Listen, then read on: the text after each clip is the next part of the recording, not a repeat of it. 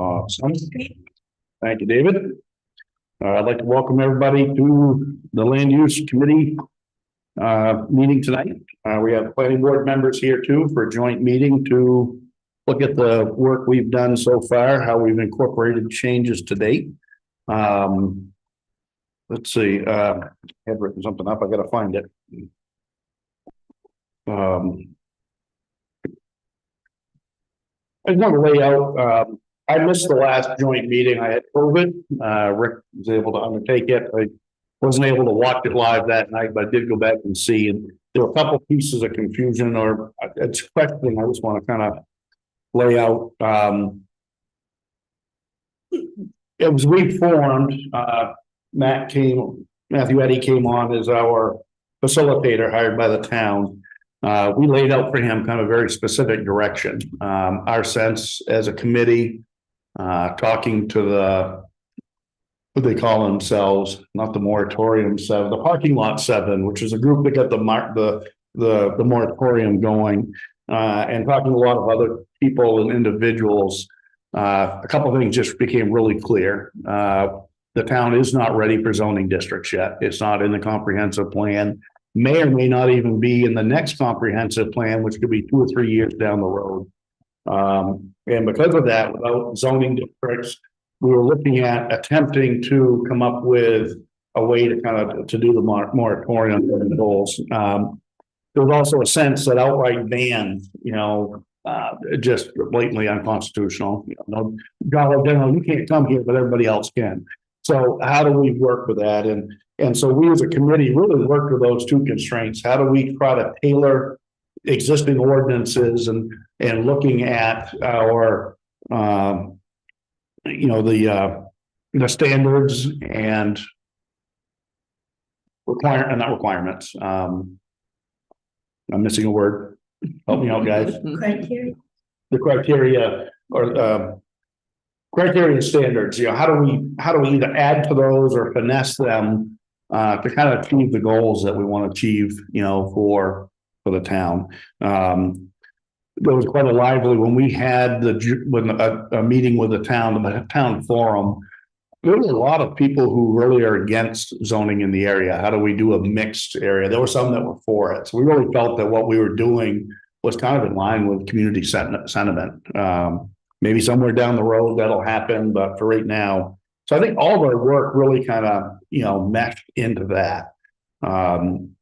I think items that came up in our first meeting and then again came up in December, we've taken your entire list and tried to see either how we can incorporate it, into different pieces.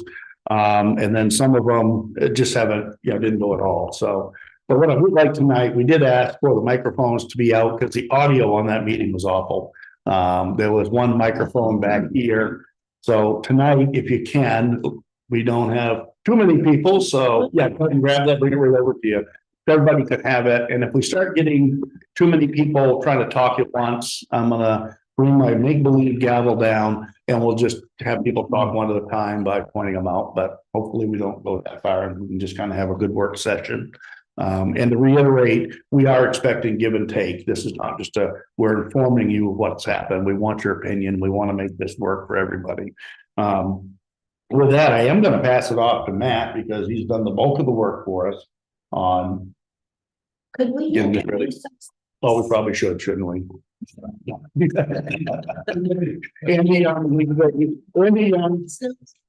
Andy, chair of the Land Use Committee and Appeals Board. And live on Atlantic Highway. I've been on the planning board and the land use committee before. So they think I'm fine. Sometimes they ask us to say where we live, so people know where we live. Earl Brown, planning board and land use. Rick McLaughlin, land use. Hamilton, land use. Matthew Eddy, Midcoast Council of Governments. Oh, Sandy Down, planning board. Dick Butler, planning board. Dick Vermeulen, planning board. So with that, everybody have a copy of what was emailed. There's extra copies over there if need be. And there could be three items. One is the charge. One is kind of a listing of the history and then the actual work that we've done on site plan. And this did come through colored, correct? Yes, it's actually multicolored. So with that, Matt, I'm gonna pass off to you. Sure, is the best way to go through it point by point? Does that make sense to both groups? Or changes. Yeah, yeah, Changes, I mean, we're since December or changes overall? changes since December. You know, I'm walking through all everybody's comments, you know, and taking both the community comments and the planning board's comments and try to run through them one at a time. So starting with the section 3, administration and enforcement. The land use committee had taken some comments about being clear about administration and enforcement between the code enforcement office, the role of the code enforcement officer and the role of the planning board. So we made it clear that, or tried to make it clear, that in terms of administration and administration of site plan review, that was the role of the planning board. And there's the role of the code enforcement officer to ensure that the ordinance was being followed, to follow illegal uses that had preceded any kind of review or approval. And it's essentially broke that decision process up clearly. And the reason that we did that in section 4, there was an odd term that just led to a lot of confusion and interpretation of the commercial site plan review. It was an and or the planning board shall be responsible. So we made it clear that the planning board is responsible for administering provisions of the ordinance. And the code enforcement officer is your assistant. He serves you. You want us to? Oh, please do, because if I go through this one by one, it's going to be Yeah. really. The only question I had on that was that it looks like you're taking them out entirely, and my view is that we work in concert with the CEO, and he is actually a technical advisor to the planning board. So I thought, you know, just to make it a little less or more clear, is that at the end of the sentence where it says hereof, to add something like with guidance or consultation from the CEO. That's all I was thinking. That's fine. I mean, that's perfect. Well, that's just me. I'm just throwing it out there, guys. I'm not demanding it. I'm just asking it. We do rely on them very heavily. And I hear you, because I was struggling. I'm working with your existing ordinance, which kind of created the confusion. Yeah. And I was trying to come up with a place where that would make sense. Can I hear that again, Dick? Oh, I would just say that interpreting the provisions hereof in consultation and with guidance from the CEO or something like that. Yep. I think we're all looking too down the road, 5-10 years. You guys are a different board and we've got a different CEO. You know, these are kind of the rules of skirmish for anybody coming in, rules of engagement, how that's going to happen. No, hopefully it's not skirmish. You know, so we've got to look at that, you know, for down the road too, just how every piece of this is going to work. So, Sense. Yeah. So really the next section was section 7.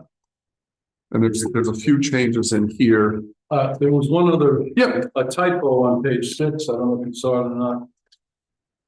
Under 1.2.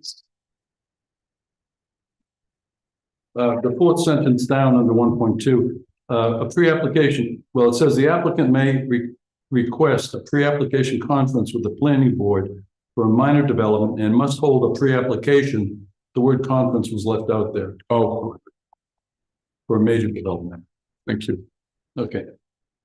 And I won't interrupt again. I'm sorry. No, not interrupt.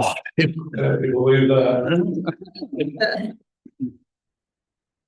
That's sort of like getting to a conversation at our dinner table with my daughters. I'm trying to get in a point. Sometimes you never do.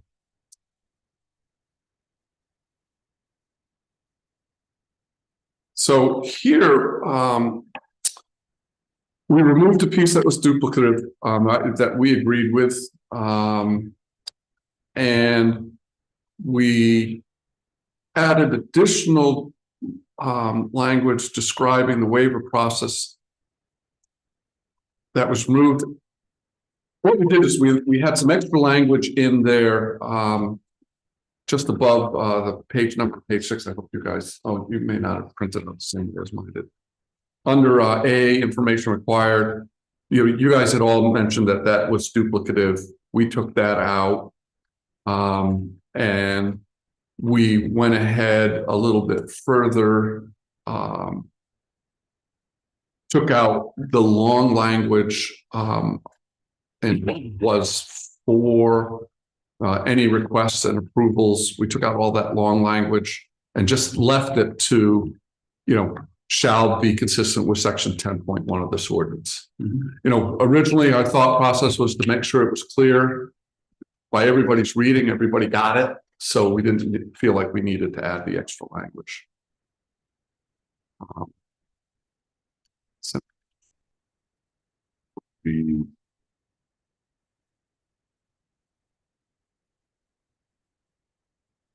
But we still had a question that came up and I didn't get rid of it, which was, and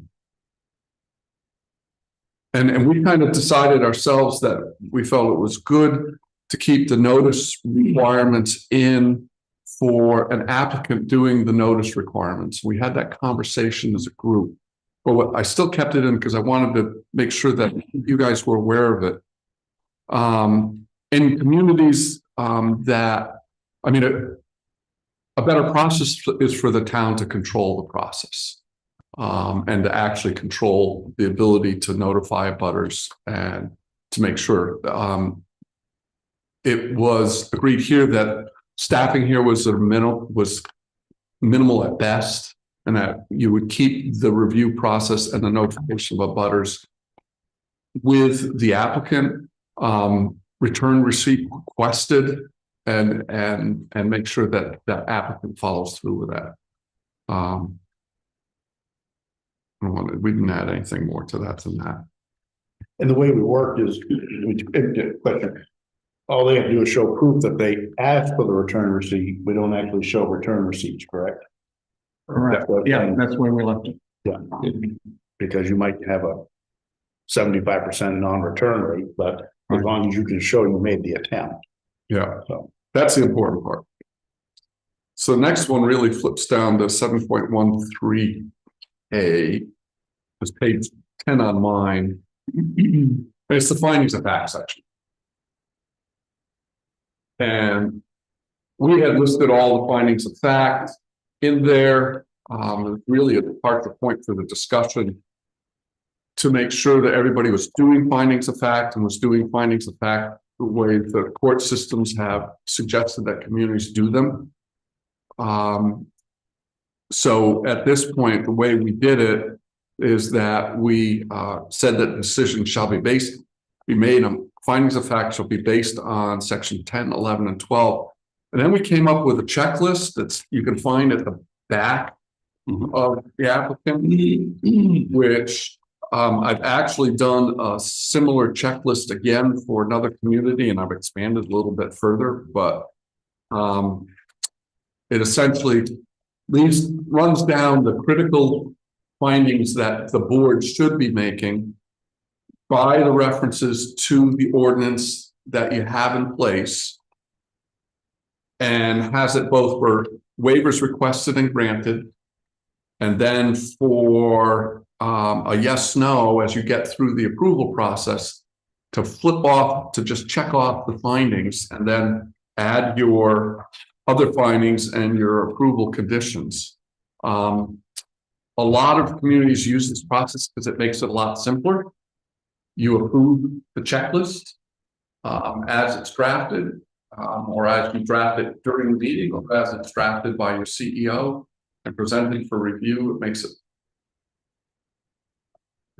less cumbersome, more clear, and makes it clear what the decision was for anybody that wants to appeal the decision from where. So you're saying section 2 is a yes and no column? Is that what you're saying? That's the idea. I got a little confused by. Yeah, no, I've actually added more headings to it to make it clear. You don't, you need to know, don't you just need one? If it's Sure. requested, it's requested, and if it's not, it's not. Well, but it makes it easier to go through the thought process of if you're gonna deny somebody. No, To say why. yeah, and you know, here's some quick references back to your standards. I actually have to go through this and make sure the numbers are still the same, but I won't do that until we get right to the end. Until last week, I didn't realize Frank has a checklist that he uses on commercial site. Was this based on that, or no? Frank has a checklist. Yeah, no, I wasn't aware that you had the checklist. Okay, apparently it hangs on the back of his door. He started to take it out, but then he didn't give it to me. Does anybody have authority to go look at the checklist in his office to see how close it is to this and whether we're duplicating? Are you guys aware of the checklist? It doesn't make any difference because the applicant's gonna have to have this anyway. No, but I'm just wondering if, how close his checklist is to the one we've created. Yeah, And whether that's just something he uses for internal, or whether that checklist also goes to the applicant. We use it on, in our process. And it's similar, but I haven't memorized both of them. Yeah. I don't know. Going through all the submissions to make sure all the submissions are there. No, that's not it. It's It's right. very similar to this. It's very similar to this, Gene. okay. I have not seen that at all. So I'd love to see it. I'm gonna go ask David. Frank's not here, go look at it. I'm going into his office. I'm like.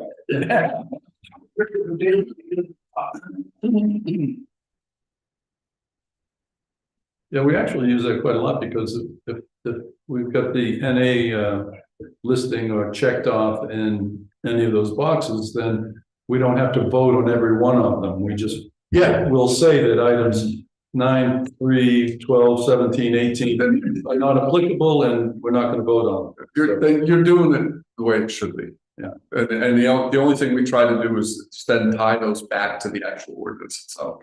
Yeah, it'd be great to see that Frank has done that, that he has done that. This reminds me of something that came up in the first meeting. As an applicant, I'm going to request a pre-application meeting. And I'm going to submit my submissions to the pre-application meeting, including the waivers that I'm requesting. And the planning board is going to indicate to me at that time whether or not they will entertain me being able to waive those items. And then I'm going to craft my application accordingly so that I'm not going to go get a hydrologist and I'm not going to do this and that. And then the planning board, when they go down through and approve or disapprove on this, they're going to check it off. But if I haven't requested the waiver, Frank was concerned that you wouldn't be able to, with the new language here, grant the waiver if I hadn't requested it. That makes sense. And that's something that came up in that first meeting. And I thought the language here was pretty ironclad that you had to ask for the waiver in order to get it. And they're going to go through the checklist at the planning board meeting, the whole waiver, without me asking for it. If you remember, this is the conversation that we started way early in the process. Because we wanted to keep the process simple. And yet we knew that building standards was a new requirement. And then we began talking about the simplicity for small application versus the fact that you get something that's large and that you really need to apply all the standards. So the key is to make sure that you have a process in place that's predictable and staggered, so you aren't being inconsistent with your process, and you've got criteria that allow you to go through a waiver process that allows to deal with small versus large. And you can end the process at the beginning, at the point of pre-application. Talk about waivers at the first meeting where you're receiving the application, grant those waivers formally. So that the applicant avoids a whole lot of costs associated with the review. That was the reason for doing the wording the way we did it. And the reason there had been a request for us to consider taking that language out. And we didn't, because we wanted to make it clear the difference between a minor review and a major review. Because in the minor review, you can waive the submission requirements, they're not applicable. You can waive the standards and criteria of section 11 and the building design and impact standards of section 12.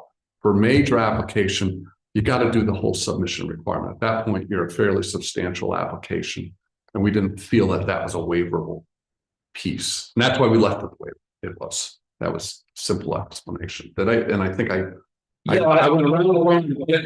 understand the way this is written. What I don't understand is if I haven't asked for a waiver, you say you have this list that you go down through at the planning board meeting. Do you do that at the pre-application meeting? You do it at the final? Yeah, typically Frank will go through everything and get the applicants pretty well prepared.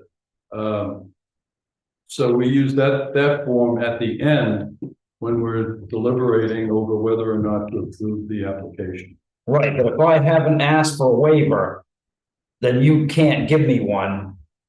If you want to give me one and I haven't asked for it, and that's what Frank's concern was, is that if we get to a stumbling block and I haven't asked for a waiver, but you want to grant me one, you don't see any reason why I should meet this criteria, you can still grant me one at the planning board meeting, right? I think the issue is about process.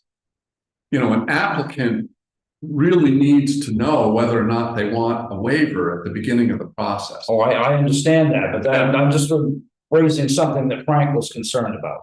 I wonder if he isn't concerned that if you didn't request it early, that you're done. Yeah, And I would agree there should maybe be a process for the board to consider a request to submit a waiver at a different. Okay. In addition to. Yeah. you know, one or the other, but That way they're not locked in. yeah, that's what I was concerned about. That you would, We don't have, so I have to figure it out. I have to put it in there. does that make sense? I think that's That's what Frank was trying to say. trying to say. Okay. Yes. He probably did say it, I guess.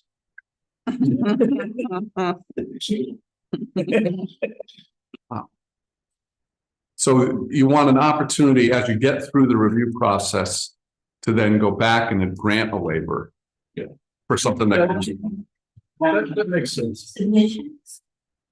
Is that, Well, I'm gonna request my waiver at submission. If I didn't request the waiver and the planning board sees fit, if we meet a stumbling block later in the process, that they can grant the waiver even if I haven't asked for it at the pre-application meeting in writing. Yeah, and that does make sense. Yeah. for submission, also for the standards for minor. Well, 10, 11, and 12 for minor and 11 and 12 for major. Can also be requested after the pre-app, Yeah, I would think so, yeah. just to be clear. Because it was unclear to me that could actually take place at the way that's written. It seems like if I didn't request it at the pre-application meeting, that it could never happen again. That's the way it's written. Yeah, It is written that way. yeah. Yep, no, we can work that. I mean, the idea is you're trying to protect the interests of the applicant as much as possible by reducing the amount of application material that they have to generate. And that's huge. That's huge. Yeah. But you're right, something can come up during the course of the process where you determine that a particular standard is no longer applicable because of maybe how they're dealing with it. You know, I could think of different stormwater management techniques. change your design Yeah, because it didn't pass or something. yeah.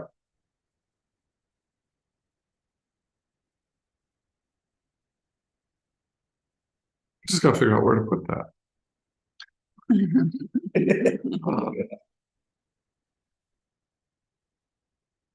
Without ruining everything else.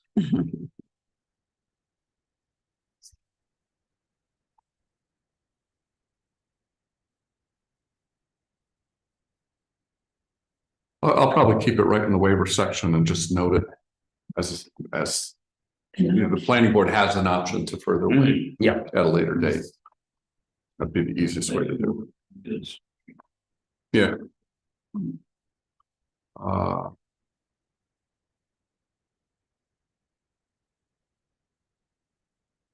We clarified some language under the waiver of any submission requirement may be granted only if the planning board makes a written finding of fact. That the information is not required to determine compliance with the standards and shall. Page 12 and 13. Right underneath where we were. I had some page 11. Yeah, okay, It says, the fourth line down, yeah, at the completion of construction. Is it always construction? And if it's not, can we change that to project? okay, where was that? Page 11, top paragraph, fourth line down. Last word in the sentence, construction.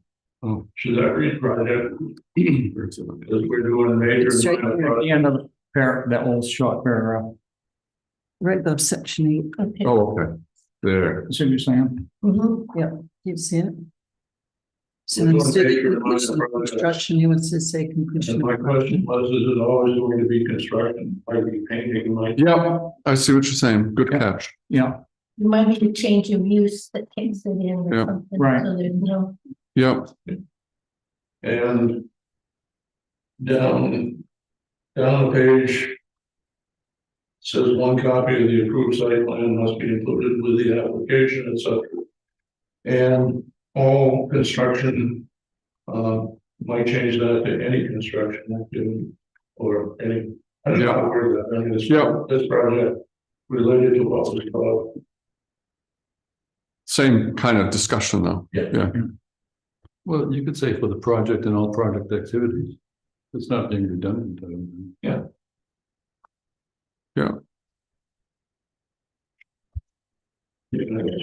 No. Oh, no, good catch. Thank you. Can't leave now.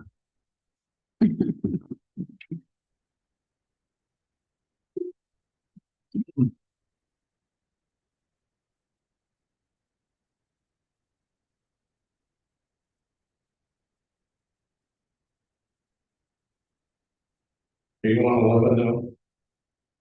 Not quite. I'm still taking notes, but I'll get there.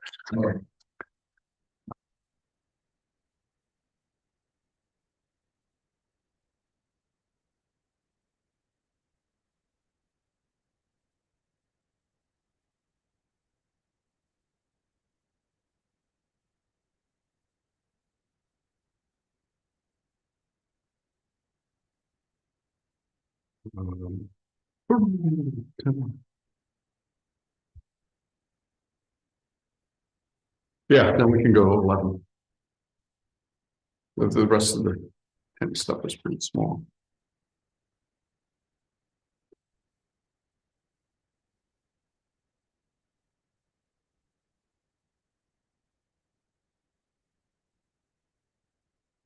I'm jumping if you guys have anything before this, but I'm going to 11.2.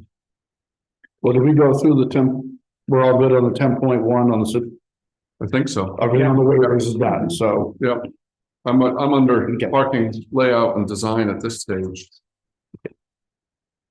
There's a Page 18, section 11. Is that the standards and? Which The next copy thing, are you yellow. looking at? I think that it's a pain in the neck because whatever happened, it prints differently. What you guys have per print is different than what I have per print. I don't really know why. But I'm but sure anyway, that's- you're on 11.2. You use an Apple? Hmm? You use an Apple? No, God, no. No, Microsoft Office, but it doesn't mean they talk. Page. I'm on, parking lot design 11.2E. There's one other highlighted area back on page 18. It's on, I got it on page 22. Okay, it is on my 22. Well, no, I get that, but I'm just saying there's one other area that something that changed or was highlighted. I'm just wondering. It's under 11, standards and criteria approval, standards and criteria, middle sentence. Yeah, and so that was in the last draft. We didn't make any changes to it. Okay, so that's good. So that's, yeah. Yep. And I just want to make sure. I don't want to find out later on we didn't discuss the something. nice clear yellow means that we didn't play with it at Okay. all. So page 22 then. Now, this one is what we did. You know, the ordinance had a bunch of stuff all over the place that I think kind of confused some of the discussion last. And one of them was off-street parking, and this whole paragraph on off-street parking standards and under number 1 was actually in the building design standards under the what was the old section 13. So we brought it under the parking. It's the exact same language. We didn't change anything here.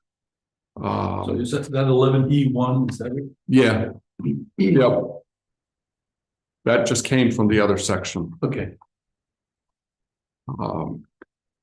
What did become different was where you guys had raised some issues under landscaping and parking lots. And we took out the general language. And we began to think through parking lots. I mean, there are small lots which, you know, our minimal number of cars, number of spaces probably are limited by size in terms of the lot, and that we should be able to deal with the parking lot layout and the landscaping pretty straightforwardly. It was the larger projects, those under over 20 spaces, that we were more concerned about, where we were introducing landscaping islands, landscaping buffers.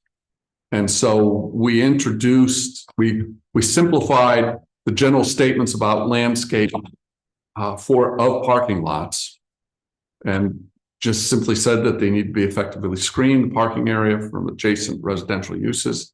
Landscaping with walkways shall be designed to create transition between parking spaces, driveways, and building entrances. Left that as is. When you get to something larger, we started laying out standards for the way that the islands were landscaped, depending on how the islands were either utilizing a central island or they were using end caps, and how that would be integrated into the parking lot design. And we pulled it out of models. Rick, how many parking spaces you got? At Michelle's, Mhm. probably 35. Is it that big? Yeah. I was just thinking. I don't know, if I was to come before the planning board, there would probably be 20. I was gonna-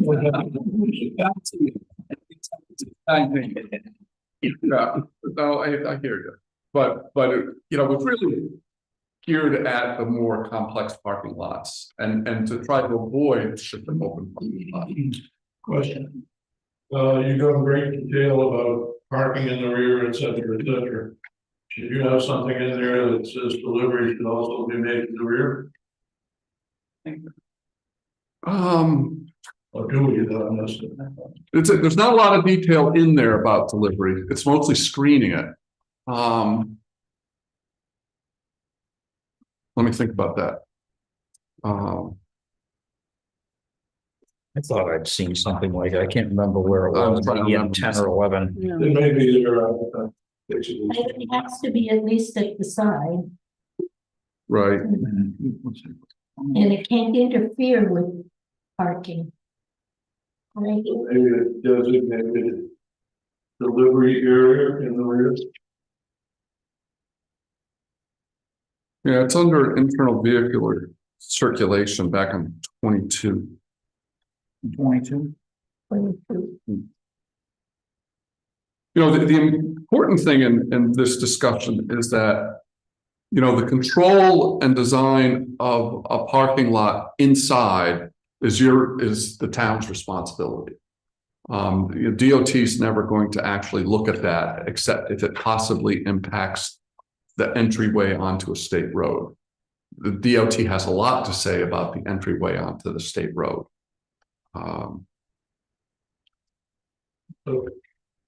Is there something that I know talks about delivery? Because having me being parking next to a big tractor trailer in the back might be a safety hazard. Yeah, there's a clause, it's in what would be D, internal vehicular, non-residential shall be served by delivery vehicles, must provide a clear route for such vehicles with appropriate geometric design to allow turning and backing of vehicles. So on page 22 up Yeah. at the top. And then this is all stuff that's in your ordinance now.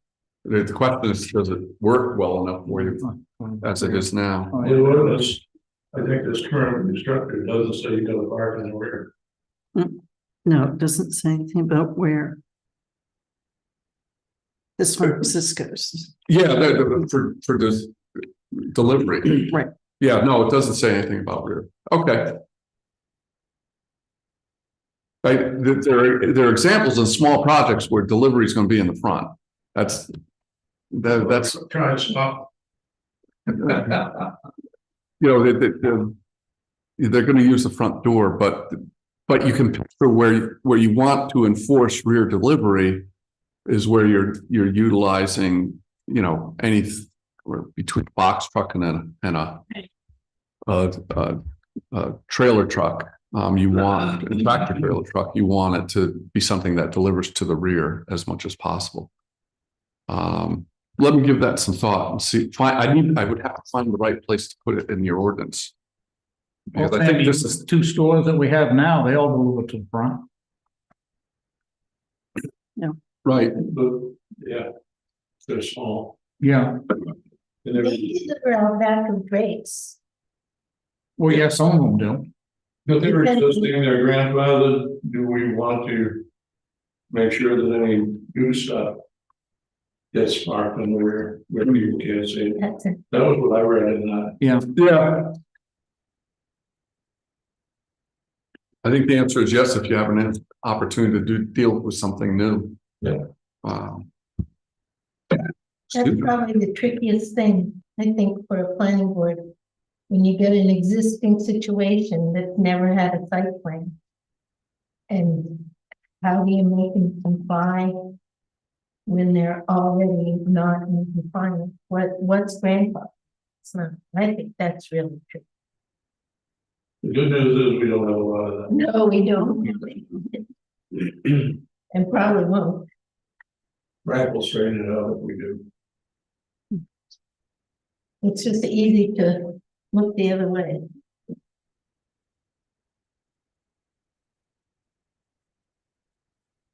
Okay, I will catch that.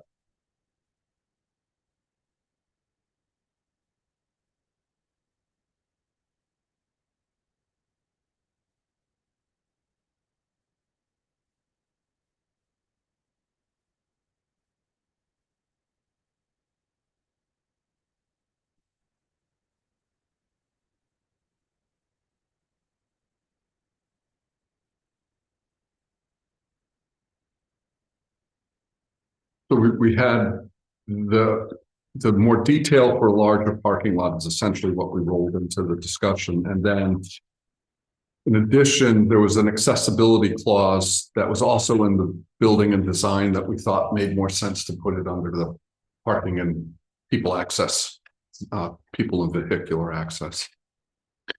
On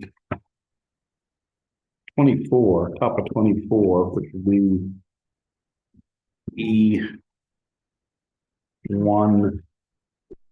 You do have the mention of oversized vehicle parking for Yeah. trucks, buses, recreational vehicles. Can you add on delivery into that section? I will. I think probably we need a little bit more. Sounds like we need a little more explanation about delivery, clarity on delivery that we don't have in the ordinance at all now. So I will I've got a note for me to take a harder look at that, and I'll figure out what's the right place to put it. Maybe another dot right underneath that one with, Yeah. with that description. Yeah.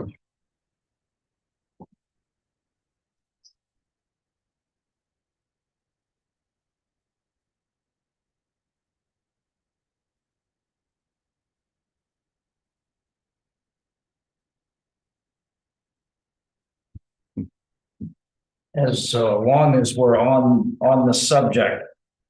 I didn't see anything that referred to it like a separate entrance, separate driveway or access for deliveries. I know in some bigger projects, that's what they do, because they don't want the big tractor trailers going through the parking lot. Or, and trying to turn with the other traffic because, you got those wide turn trucks. So That's what I that's was thinking when I raised it. about a separate access that goes to the back Yeah, and avoids, yeah. But if So that, there's no interference with normal traffic? right, but that, the state would have to give the curb cut on that. And we would have to have something in the ordinance that helped it along. Or understood that it might be necessary or the better fit. Be very expensive, wouldn't it? It would be, but some of those trucks going through, trying to deliver through a parking lot where customer cars are already parked and. Oh, yeah, it's, No, ideally, in the perfect design, you're separating the two, Yeah, and you're not mixing people with tractor trailer trucks. that's kind of what I was trying to arrive at. Yeah, okay.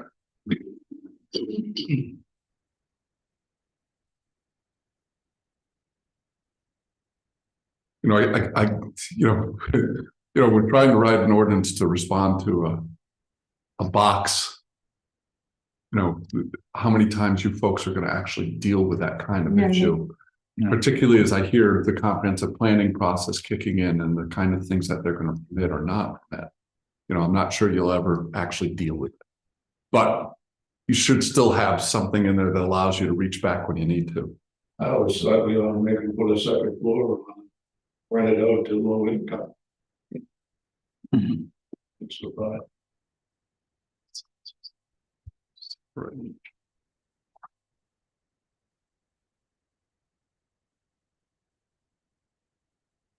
Yeah, and with any of them, I mean, it's what brings about what we want to try to achieve for safety and also what the moratorium is trying to achieve. Our drawback, we keep going back to the box store we've had in town for 30, 40 years. Which fit the criteria. It was a corporate box store when Western Auto first started up. It was part of a national chain. We've had a box store in town. If we apply too many things, what would discourage the next Lauren Hickey from putting his store in Lincolnville? I'm just trying to think, it requires someone Lauren to have another driveway to get a tractor trailer truck to, or Danny now, but to get a tractor trailer truck in. At what point do they become too cumbersome for some projects as opposed to immediately just using it to get rid of all projects? And with limited space, I mean, there's nothing wrong with that entranceway being shared and then sloughing the traffic off once you get inside. So that's kind of what you have to think through. And that's where where you want to have standards that are general enough for you and the applicant to work together as opposed to being prescriptive one way or another. yeah, when I suggested that separate access, I was actually going to the business owner that he would be allowed to do that if he wanted to. I suggest that it should be mandatory. Yeah. But if he's got enough land and he wants to do it, then he should be the state should be encouraged to grant the curb cut. Yeah, we shouldn't preclude it with only one entrance or something like that. Yeah. Yeah, No, that's what there's enough discussion here that you need a bullet that gives you some flexibility to address delivery. And then to figure out how to separate the delivery when you can.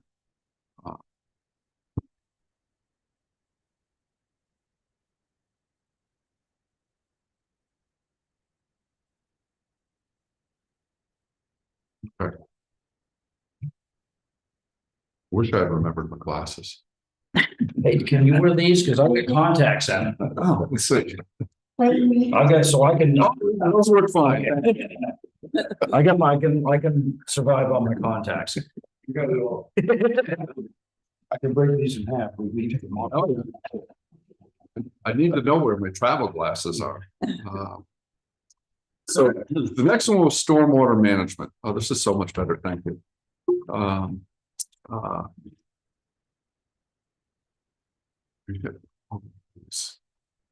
11.3, which actually is 11.4 after the numericals get taken care of. Board thought that this was restrictive. This is pretty standard work for engineers to do. If you're at a point where you're having an engineer do a stormwater management plan. And at this stage, you want them designed to at least a 100-year storm. So we thought we'd keep it in there. If you don't think it's necessary, that's what the waiver's for. The small project, is not creating a major change. It's a land use change. It's just change of use. And they're going to use the existing driveway with some shaping and maybe a couple of parking spaces. You don't need to have an extensive stormwater management plan done, and you waive it at the beginning of the process. But when it gets complicated, you want an engineer involved. Particularly, we introduced a clause on green technology because we heard that a lot from the public, and you folks reminded me of it. So as you get into a more complex project, the introduction of green technology and just more effective use of the natural environment to treat and move water, as opposed to mechanical systems and holding tanks, is a reasonable option and treats the water better.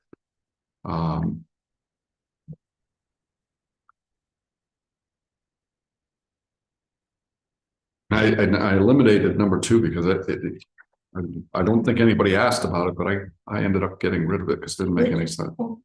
I'm sorry, 11. I'm under stormwater management. I eliminated eliminated number 2 just because it seems superfluous given what we do in 1 and what we're doing later. And that was it. That was the only change in there. Is that all right? Yeah. Because I was worried about how you guys work. Okay.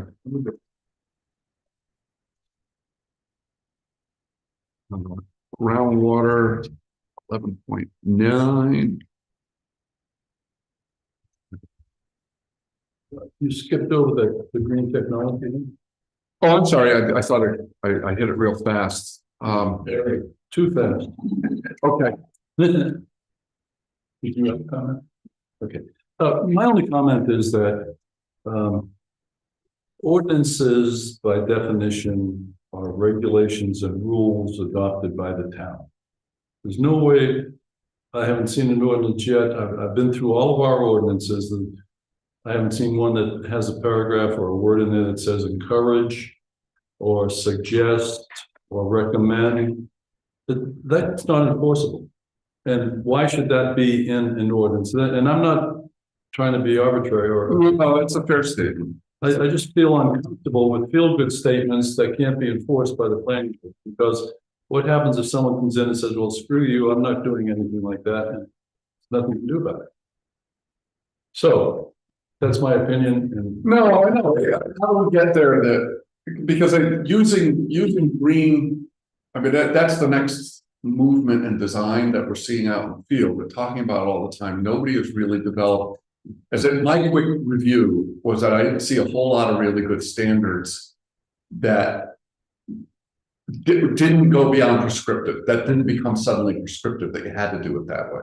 Yeah, the only one that's mentioned at the public meeting was using a percentage of the stormwater system, what square footage or. It's not obligated. Yeah, and that's where this all originated from.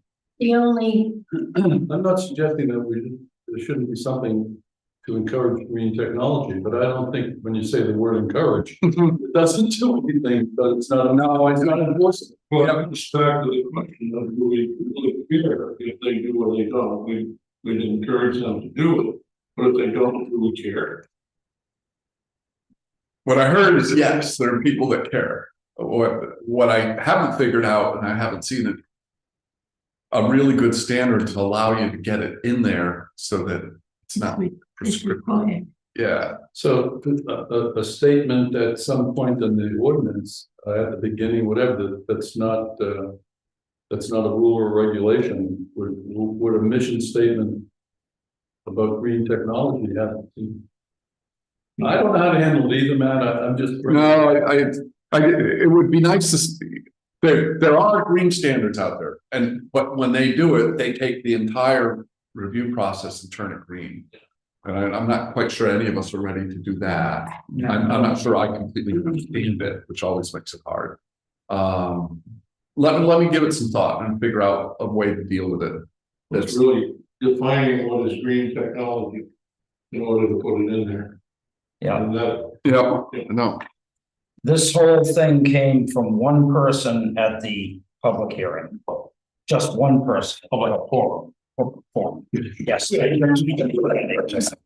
Initiated with one person, but there were a couple of other people who spoke to it, I think. But, So there's really no published standards on what to do with it that have been accepted within. there are, but they go way over the top.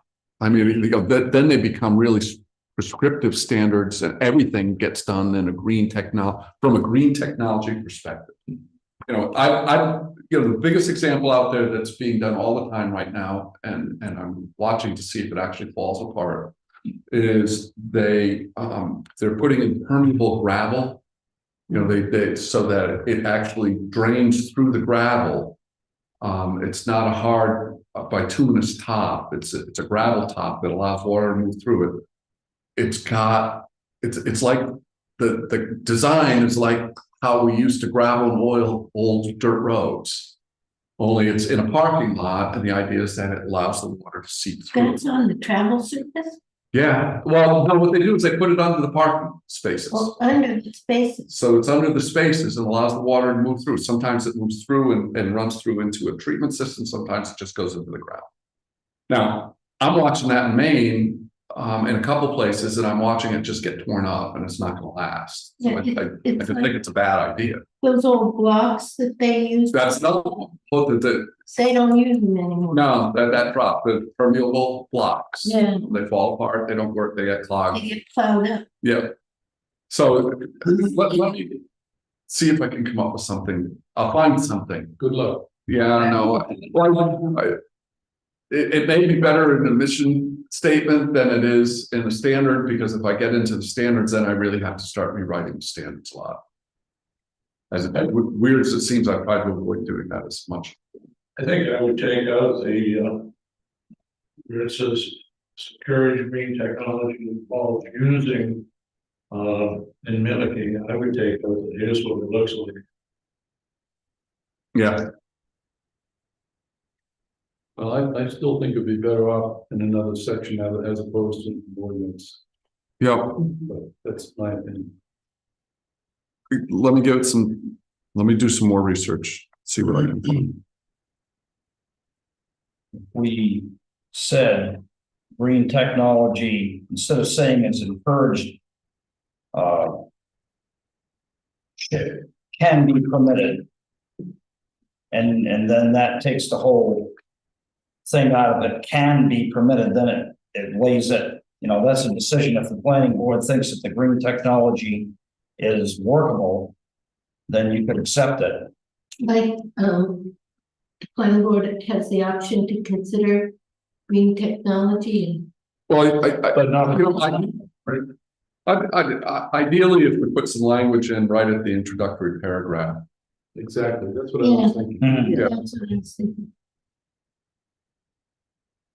Anything you do is gotta be green. What? What's currently the front. Well, it's, you know, it's kind of. I mean, it's an in thing now. Planners have been doing it for years and doing it correctly. Yes. Planners, you know, I mean, they've been working on this kind of technology. And collecting water and trying to move it into a natural system before it leaves the property. That's always been the goal. And let it filter out the way it should. But let me take a look at it. There's a perfect place for it in the first paragraph, Yeah, yeah, stormwater. It talks Okay. about the natural built or natural environmental features and. That way somebody coming to the planning board and saying, we feel confident that what we're presenting is very much green or whatever the terminology is. How are you But at gonna, least they started it. They're thinking about it.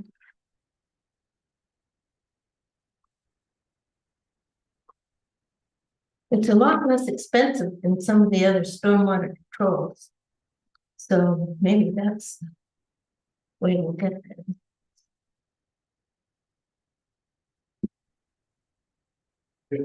groundwater protection, I've got a note, minor changes, but I don't see any notes or clarification at all. Except under, I see where I did it, under, read. Under three. And it was, Page 31. yep, and it was just for my major site plan review. That if it gets into a major site plan review project, and then project should utilize the phosphorus standards of chapter 500, which is what the DEP uses. And I can't picture any phases where your smaller projects would jump into a DEP review here, and you know, where you're getting 3 acres or it was an acre of impervious surface. I don't see that happening in projects here. Unless you fill in wetlands, you impact in wetlands. Yeah, but that you probably wouldn't be able, no one would try to do that these days anyways. No, It's just too hard, but that's why I just put that in the additional requirements of that chapter. To reduce impact. thank you. That's a big comfort.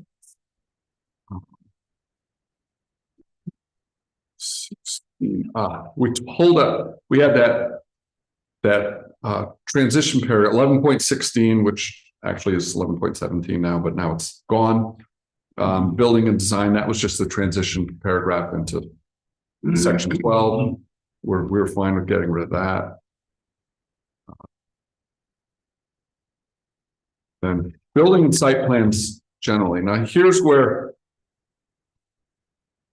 in page 33 and 34, recognizing that the building standards piece was the part that we're really trying to introduce.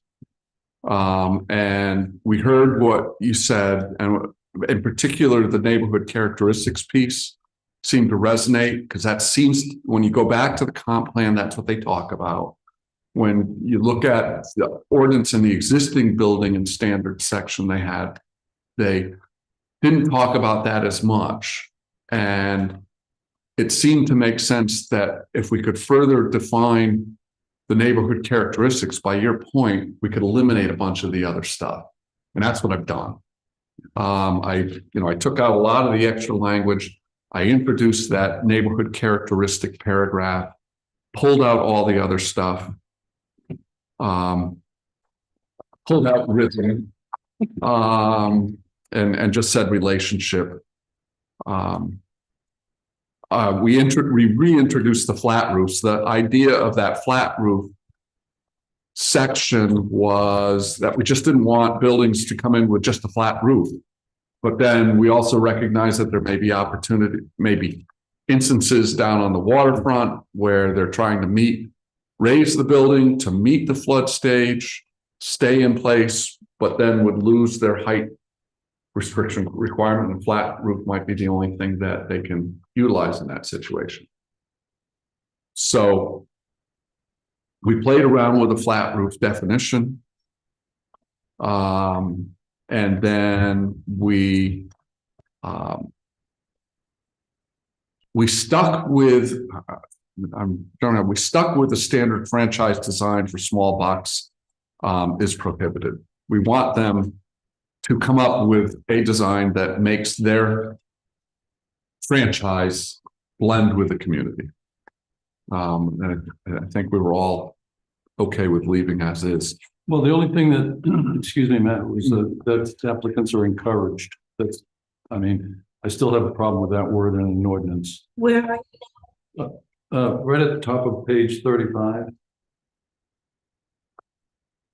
They're encouraged to blend franchise design with local building ordinances, but we're saying. Third line down. You could change that to need to instead of encouraged. I would, to your point, we probably don't need the sentence. I think you're right. I think we can take it out because your standards down below and your reference back to neighborhood characteristics give you that direction. just are prohibited? Yeah, That pretty much does it. and then they should go into the next section and look at how they're going to come up with a design that works. You know, I've often used the example of the town of Brunswick put in a series of design standards, neighborhood design standards, and they had some pretty strict criteria, and they developed them to make Walmart build to them. And Walmart did, and they broke the roof lines, they introduced windows. You know, in Brunswick, it's a series of stores. The funny part was then I was all excited. We actually had created something kind of original. It's kind of cool.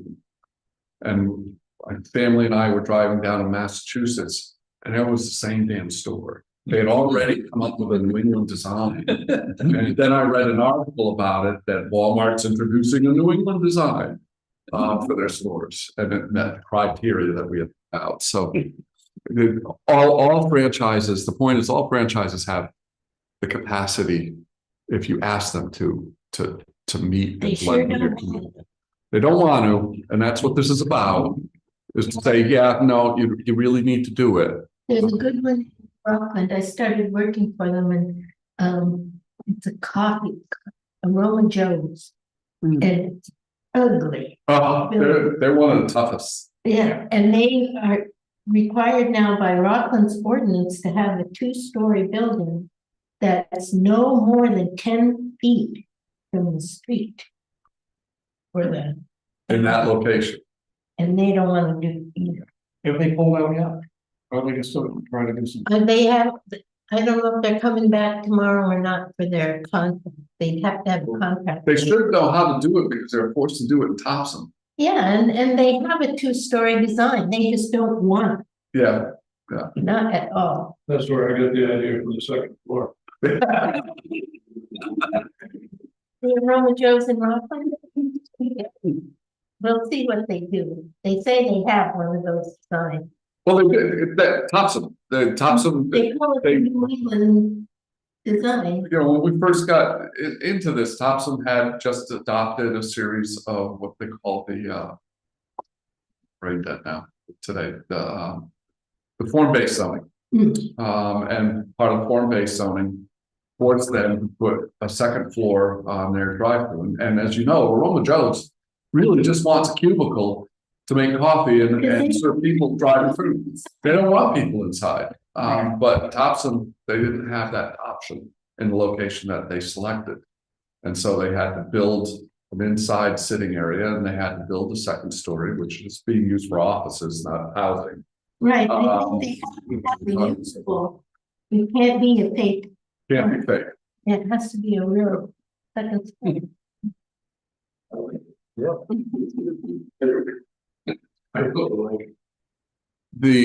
So we went through 12.2 and really tried to then bring it back to here's what you're looking at. Neighborhood characteristics is what's driving it.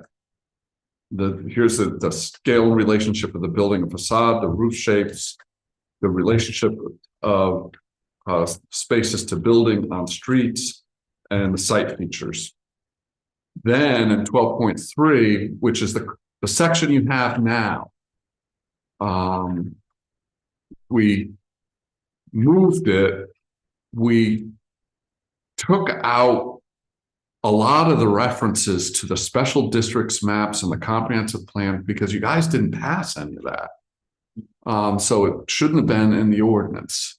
And you really, it's just not, it's not recognized to be legal form to reference the comp plan in your ordinance. I know we had somebody that was at the meeting that really insisted on that, but that's just not good form. Comprehensive plan is a guide.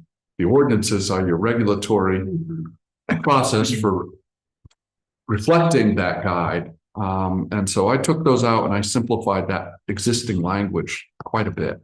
Yeah, well, they used the term growth areas and we didn't even have. Right. No, it's It's in the plan. yeah, I don't know, because they wanted to reference and the special districts map, which you didn't adopt the special districts map. So referencing the comp plan is not appropriate. So that section was really simplified and really just about site design, the setback and alignment of buildings and building orientation. And what I understood that to mean was that wherever you can, you're aligning buildings, when you're introducing something new into the streetscape, that you align with the rest of them to create a consistent streetscape. But it also runs into your site standards for setback requirements. So you got to at least live by the setback requirements. I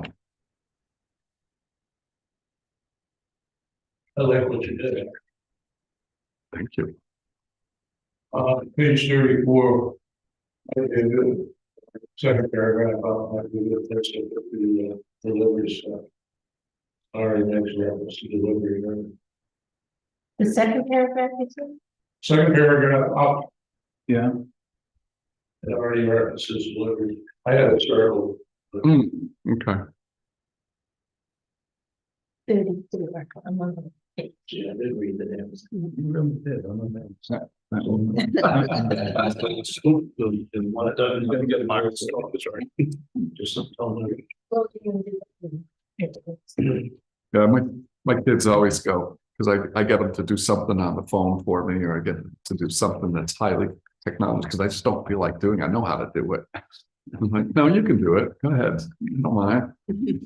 Let me do that for you. Okay. All right. Yeah, we could do that.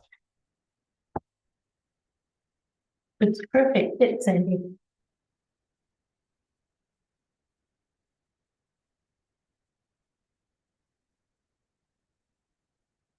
Well, you took a lot out, didn't you? I did. Yeah, good.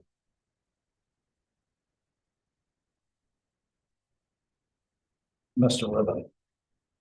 I don't care. Oh, yeah, we got exterior lighting. Yeah, that's We're putting over there.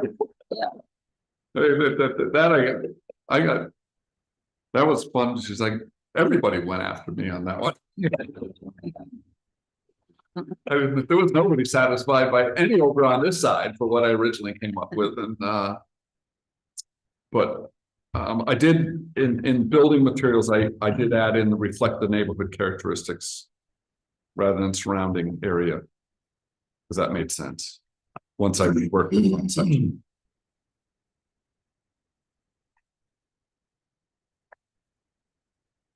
Yeah, the place to put in green. Where's that one? Reflect neighborhood characteristics in perhaps. Green environment or something. No, there you go. Get it.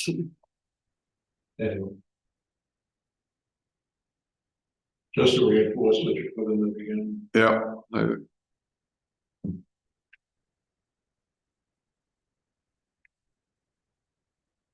So exterior lighting.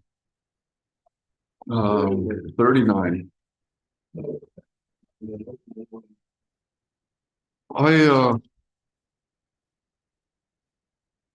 of the things we discovered in the world is that they don't use cutoff fixture as a reference anymore. They use fully shielded fixtures instead, which was I went and looked, and yeah, they are. I didn't believe it when I heard it, but they are. And you know, to describe how I want to actually take a moment. I thought about this. I want to take a moment and describe how, as a planner, you know, in Brunswick or Westbrook, when I was dealing with lighting, there were two levels that we put people through.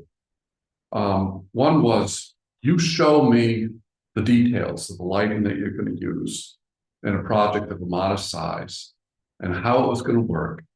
And then we would make a decision whether or not if we needed to do additional study because we were worried about the neighborhood or the abutters. And it was always an easy thing to do because the developer would then spend time working with a lighting company. The lighting company would do the plan for them. They'd bring in the plan. You would look at it and you go, okay, this is directing the light down. It is shielding it. It is showing that lighting hitting right in the spot. We never had to ask for a photometric study. They did it for us just by going and talking to the lighting professionals. That's what I always picture in this, that you can have that approach.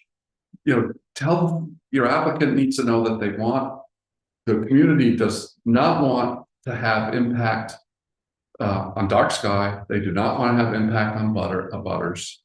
Show me the details of the lighting you're going to do to achieve that. And then if you're not satisfied, then ask for additional study. That's what I was trying to get to with this section.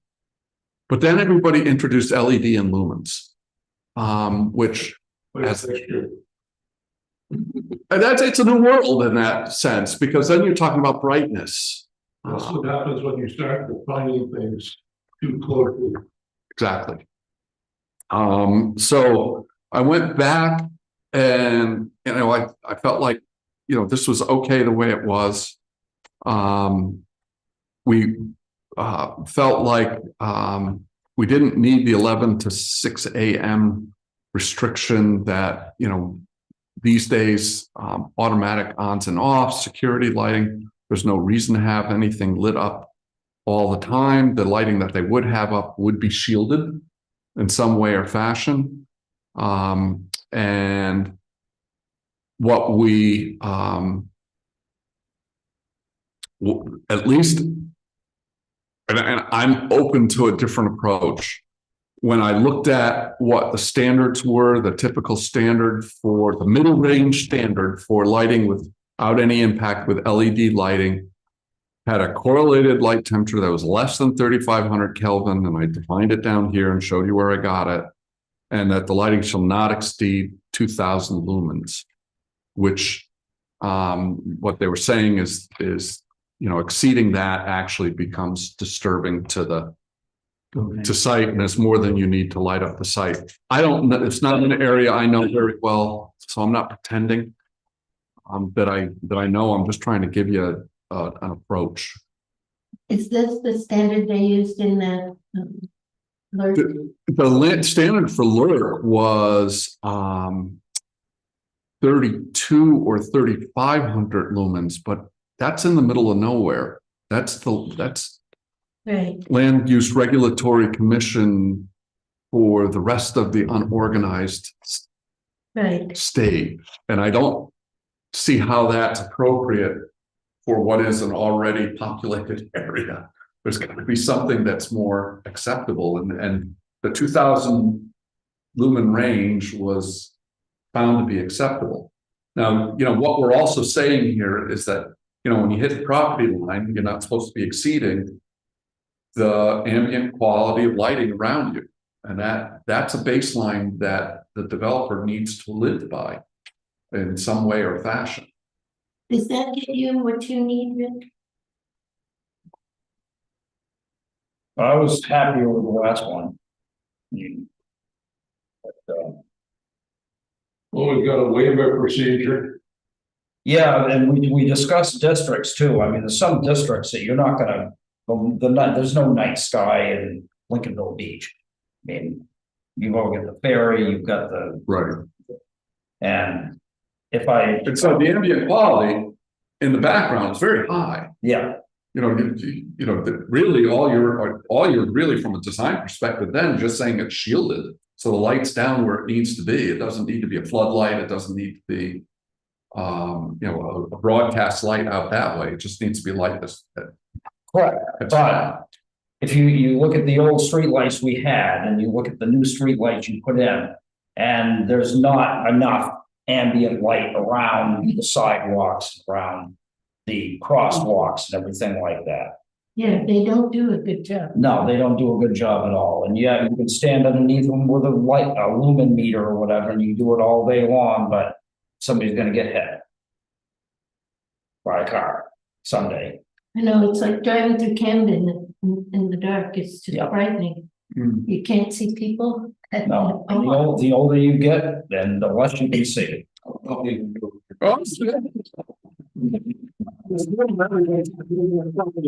Night driving, I think. You guys are talking. So, I don't know whether I've gone overboard here. The fully shielded fixtures, I mean, that's a state of art now. Have I gone overboard with the lumens and the Kelvin? I don't even know how to figure out what that meant. I mean, I know how to figure out what it meant, but it doesn't come. Doesn't come easily right now. No, it's foreign language. Yeah. It's something you ought to change in there, Rick. All of B. I don't like the lumens, I don't like the Kelvin. It's a tool for somebody who doesn't like light. Yeah, it comes back to my comment on, specific. Yeah. Maybe we could encourage there. You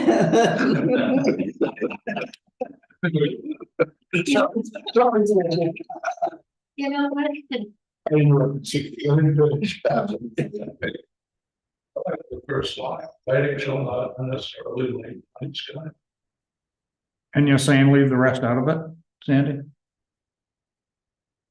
Like Rick's saying? No, not all of it, obviously, the security and motion and so. Yeah, the security should actually be a separate bullet. Right. Something about reference to some guidelines, if there are such things. Might go in there. So wouldn't if you're trying to prevent it from going on to neighbors' properties, that in and of itself will determine how bright it can actually be. Yes. So you've already set a guideline. Whether or not it's not specific, but you've already given it some parameters. Well, that's the idea with most of the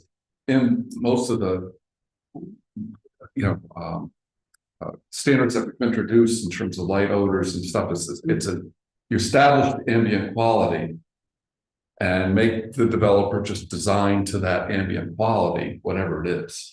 Lights shielded, can't leave the property line, and odors can't leave the property line. The most classic case actually these days is coffee brewers, and when they're burning coffee, and there's some people that like that smell, and there are a lot of people that don't. That you got to figure out how to deal with it, and sometimes it's just a bigger, higher exhaust system. It just has an escape at a higher level. Is there an industry standard you could plug in there? In my comment paragraph, that's where I drew it from. For lighting in terms of lumens and all that stuff. But I don't feel comfortable enough with the industry standards to understand them myself. I mean, this is where it kind of, I think, should be up to the business owner to be able to propose what they want to see and see if it fits in, just like you said, bring in the plan. If it meets, if it keeps it off the neighbor's property and it's down shielded, then you kind of need to say what it is you need for your business. Well, there was a sentence that was taken out. It said to provide for safe use during nighttime hours. And that's arbitrary, but it's important. But then, you know, so in a way, because we have the mixed use areas in town, we're gonna run into this. I mean, if there was a commercial zone, which we have at Lincolnville Beach, we have one commercial zone. Outside of that, you know, you're gonna have residential mixed with business, and I guess that's kind of that's really a trade-off from being able to have business in all the zones. Standard comes in. Yeah, I mean, Some of the worst offenders are homeowners. I understand the 2,000 lumens. The Kelvin, I probably should understand it, but I don't. Well, I agree with you, Rick. It seems to me that that sentence beginning there with lights and ending with security lighting could be taken out and then start like a separate section, all security. Yeah, I agree. That makes a lot of sense. That really confuses things and it makes certainly our job harder. Yeah. How do you measure that to begin with? It says if we're gonna exceed them, they have to show it, but how do we even know it's being exceeded to begin with? The neighbors wouldn't tell you. Well, but we're talking before the neighbors are even subjected to it, we're looking at planning and permitting. Yeah. How's the planning board supposed to know? Yeah, I'd like to see that taken out. Well, Andy, when I did storage, I had to provide cut sheets for Right. the lights that I used and the shielding and so on and so forth to meet the standards. But you didn't have to do the photometrics. No, I did And not. I don't see how you get to the total kelvins. Or maybe it's lumen, how bright it is. Well, but I think the important case is that we can set up that photometric lighting study as a separate bullet. If the board determines that they don't trust what they're seeing, if you provided the cuts and it showed exactly where the lighting was going to be and what the lighting looked like, and you guys look at it and say, okay, then that's okay with me too. You know, with the idea that you're not going to have light that's going to be exceeding out into the abutting property. That's the key. So I don't have a problem taking it out. Everybody asked me to address it, so I spent more time on trying to understand lumens and Kelvin than I ever planned to. We're not gonna pay it. Anyway, Jeff. But I think it adds to confusion. If I can't explain it, and I really can't, how it works until, you know, we had a professional lighting expert come in here and talk through it. Or I attended something that allowed me to learn more about it. Are you state standards that you might reference? Well, what kicked this off was the Land Use Regulatory Commission that adopted a series of light standards for their area. That's the unorganized area of the state of Maine. Very rural. So I don't care. Even more so, probably. One of your neighbors, Arlene, came in with the dark skies, something, it was a group called Dark Skies, and this was one of the recommendations they had, so. Right, Was to look at it because it used LED standard, right. and that's what everybody uses now. But I also think if I lived next door to a commercial site where they had security lights on motion sensors, that I'd rather see a low level steady light than motion sensors that. than- Okay, I don't disagree with that either. I don't even like the ones that my wife made me put into my driveway. Yeah, and she did, we didn't do it for security purposes. She just wanted it on to come on when we were in the driveway. Till your wind's blowing hard. Or the well, the goes through. Yeah, Yeah. that's my favorite thing. waking up at 3 o'clock, looking out and seeing a skunk in the driveway, 3. So I say they have to. Did you ever have neighbor complaints around the storage facility on lighting? No, have another complaint. Never did. They had lots of screening, it's all grown up now. Well, that's true. There was plenty of screening. That was, There's probably 50 woods there. Yeah, yeah, But still, Yeah, and nowadays people would complain, so if they couldn't see it, then. yeah. I'll spend more time on this, but it'll be less. Be less prescriptive. Just have to come up with a way to get.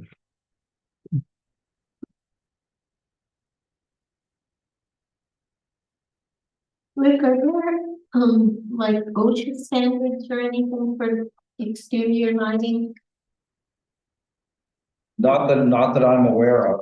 I mean, there's people that run around with lumen meters, and some people who want light, people who don't want light, they both run around with them. But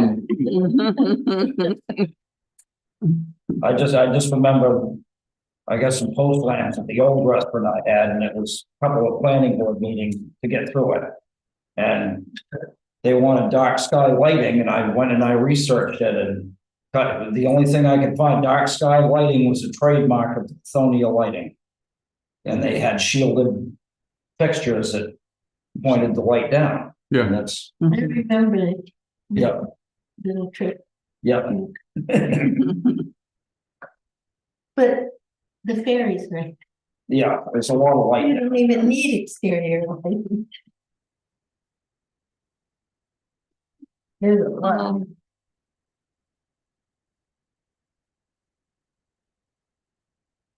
We left odors and vibrations the way they were. We did take out a couple of the.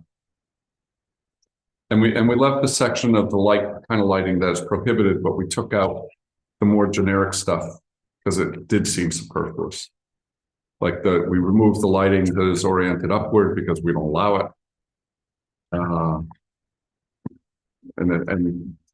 I don't think anybody actually really could figure out what we were talking about with any lamp or bulb when not within a luminaire. That was a little confusing. Yeah, that was, I don't know where that came from. But we kept vibrations and odors in there. All of them can be measured. Hopefully you're never in a situation where you're looking at an application that you have to. I think that's gonna be a Frank thing when he gets customer, butter complaints. I don't know if there's anything that we can do about it. You can, the best way to deal with it is you know what they're producing. You tell them that it's an issue. Yeah. If it looks like it's gonna be a real problem, you have them establish ambient quality out there and have somebody come in and measure it, and then they have to live by it. And that really is the best way to do it. That's the most practical. Yeah. So therefore, after the fact, if there are complaints or issue to Yeah, remedy it. yeah. And it does become a Frank problem because you've established what the ambient quality is. You've decided that you needed to, based on the use that was going to create an odor issue. I mean, they made coffee roasters spend a lot of money on filtering. Yeah. Sometimes you can get away with coffee roasters just by extending the stack up, and it just Yeah. but you have to pay attention to it. You know, you have to look at it, look what the air currents are, and decide whether it's going to be an issue. No, And that's something where it's all in the nose of the beholder too. I mean, right across, trees right across from me, I love the smell of it when they're roasting. Yeah, I remember 20 years ago when they went in, my secretary was, that's awful, this is disgusting, something should be done about it, and I'm like, I like the smell. I'm with you. I'm with you. Same thing. But I know vibrations has come up it come to the appeals board around Mike Hutchins with the box truck. Yeah. Oh, yeah, the And, generator. you know, the use of the generator, the fans, and everything inside, and just from a noise, vibration standpoint. So those things do come up every once in a while. Yeah. Well, this gives you the tools to deal with it. Maintaining a public nuisance. That's what you have to do, and that's really tough. For somebody that's really bothered, has to call it a nuisance. Hmm. So under 12.12, we added May.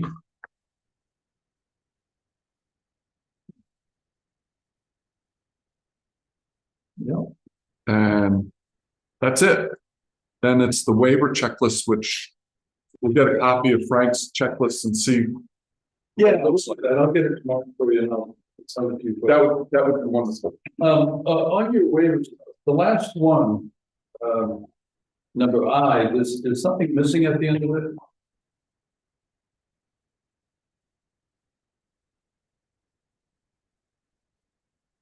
What are you looking at? The one very last, just above the line two, Oops. I or L? HI, there's an N and there's nothing after it. Oh. I think I must have cut it off. I think it's there. It's a spreadsheet. You just need to drag the bottom line in. Yeah, I think it's there. Okay, I'll get it back. well, that's right. I just wanted to point that out. Thank you. Thank you. And then also on the sheet, I think if you put a yes and a no in the two columns on section 2 there, it would help us know that we're not looking for a waiver request on things in section 2. Okay. Does that make sense or no? Yeah, I mean, this is supposed to follow through like that. I'm trying to get it all on one page eventually. I got you. Okay. Yeah. I just haven't. Oh, I see. Okay. Because it should be able to fit on one. Might not be. Then it will get tiny. I just got tired of that, I think. But I've actually come up with a version of this for another community that came out a lot better, and I'll pull that up and clean it up. I should make a note of that, and not forget. I think this came from the checklist that I drew up for the Lincolnville planning. I think that's, I pulled stuff from it, yeah, I pulled stuff from it. yeah, Yeah, I did. And I thought the application that you put together was actually pretty good. Thank you, that's a constant. I was doing okay for a while, but. So. How do you guys feel about it? I'm very happy, and I want to say I really appreciate all of the changes that you made based on our last meeting. It was it's very helpful. Okay, I looked at it, and I think I said to you, Yeah, you did. this is far better than this first iteration. well, that's what we're looking to do. And you did it, and thank you.